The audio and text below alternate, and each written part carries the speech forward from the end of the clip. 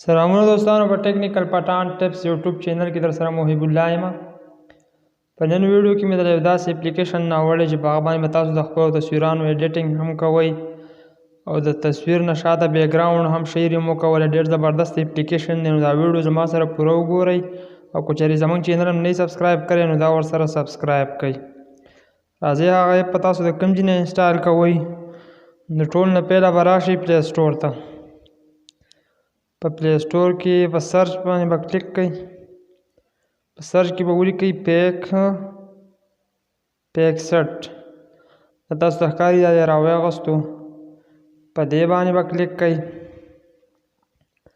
په دې چې کلیک کو تاسو کتلی شئ دا اپلیکیشن دی چې 11 میلیونو کسانو ریویو کړی دی او 500 میلیون پلس ډاونلوډ شوی دی.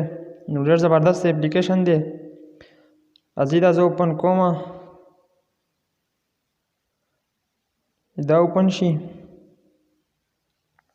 تاسو طریقه ښیم چې تاسو په څه طریقه باندې خپل پکچر شئ ایډیټ کولی او د هغه نه بیک ګراوند په څه طریقې سره شی ریموو کولی.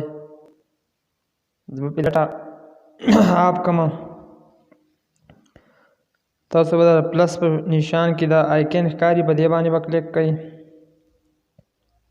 په دې چې کلیک وکړو په دې آل پټو به کلیک کړئ. تاسو به د خپلې ګیلري نه یو تصویر سلیکټ کړئ. زه یو تصویر سلیکټ کوم. دا تصویر سلیکټ کړو. تاسو کتلی شئ چې تصویر څومره صفا کوئ. ډېر زبردست اپلیکیشن دی چې تصویر تاسو صفا کوئ. نو په افیکټ باندې به کلیک وکړئ. په افیکټ هم چې کلیک وکړو تاسو کتلی شئ ډېر زبردست اپلیکیشن دی. څومره تاسو خپل پکچر شئ صفا کولی. لیکن نور هم ډېر شی دي تاسو کتلی شئ. د دې نه به واپس وځئ. چې تاسو د بیک ګراوند ریموو کوئ. په دې کټ آوټ باندې به کلیک وکړئ. د قینچۍ په شکل کې آیکن چې تاسو ته ښکاري په دې باندې به کلیک کړئ.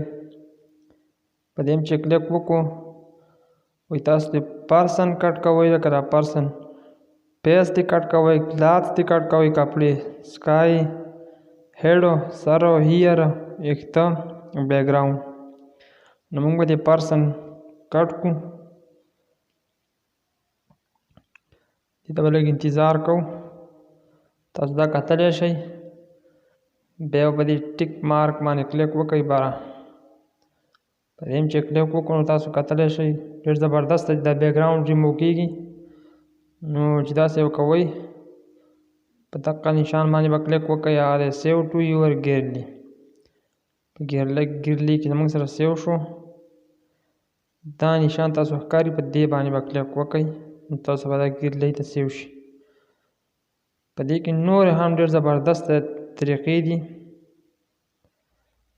د ویډیو کتلو لپاره ډېره مننه.